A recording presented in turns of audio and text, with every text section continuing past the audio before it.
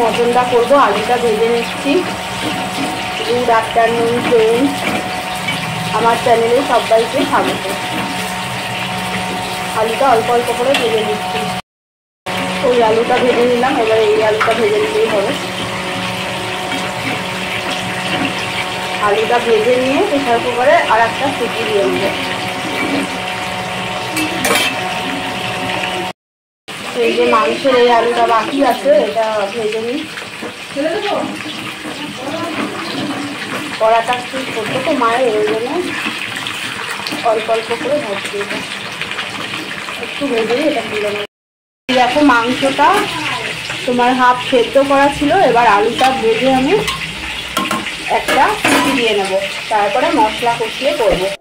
মটনটা সিটি দিয়ে নিলাম ওই আলুটা দিয়ে, আর এই যে বাটনাটা পেঁয়াজ রসুন আবার করে নিলাম। ওটার মতো মশলা দিয়ে সিটি দেওয়া আছে, এটা আমি আবার তেলের উপরে পেঁয়াজ দিয়ে তারপরে মশলাটা দিয়ে যেমন মটন করে ওই মাংসটা দিয়ে কষিয়ে জল দেবো, ওই জলটাই দিয়ে দেবো। আজকের মটনটা হচ্ছে এইভাবে রান্না হবে। এই যে মাংসটা এবার করবো, দেখো পেঁয়াজটা দিয়ে দিলাম, এই যে মশলাটা দিয়ে দিলাম, দেখো পেঁয়াজ আর আদা রসুন বাটাটা, আর এই যে এটা সিটি দিয়ে নিয়েছি, আলুটা সেদ্ধ হয়ে গেছে। এটা দিয়ে এবার কষিয়ে এই দুধটা দিয়ে দেবো। এর মধ্যে দেখো আমি দিয়ে দিলাম নুন হলুদ আর মিট মশলা, এবার দিয়ে ভালো করে কষে নেব। আর একটু তেল দিয়ে দেবো, কষিয়ে নিয়েছি। এবার দিয়ে দেবো মটনটা। এই দেখো এই ঝোলটা করে দিচ্ছি। এই যে এবার কষাবো এর সাথে।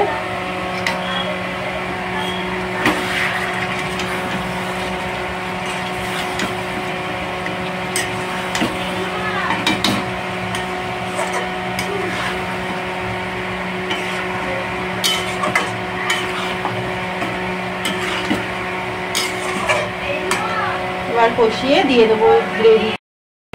জলের মধ্যে রাখতে হবে না, ঠান্ডা থাকবে। দাঁড়া, খেতে খায় না, এখন খেতে হয়। খেয়ে খাবে কেন? এবার গরম মশলা দিয়ে দিয়েছি, আর একটু দেবো।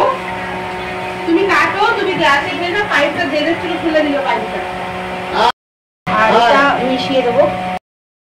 দেখো এবার ফুটে গেলেই কিন্তু হয়ে যাবে। আলুটা মোটামুটি তোমার সেদ্ধ হয়ে গেছে। আর গরম মশলা দিয়ে দিলাম, আর বেশি জল দেবো না, যেহেতু মটনটাও সেদ্ধ করা ছিল। তো এইভাবে মটনটা একটা ইউনিকভাবে মটন রান্না করে দেখো, তোমাদের কেমন লাগলো অবশ্যই কিন্তু জানাবে। আর এইভাবেই করলে মটনের স্বাদটাও খুব টেস্টি লাগে, আর অনেক কম সময়ের মধ্যে হয়েও যায়। ভালো লাগলে অবশ্যই একটা কমেন্ট করবে, আর লাইক করবে, আর সাবস্ক্রাইব করবে আমার চ্যানেলকে। একটু দেও, খাওয়া দাওয়া হচ্ছে। হ্যাঁ দিচ্ছি, দাঁড়া।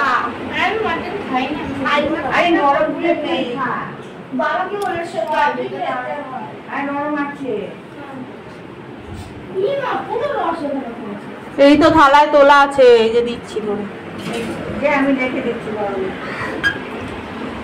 আরে না, তুমি শুধু আমাকে আর্ধেক আলু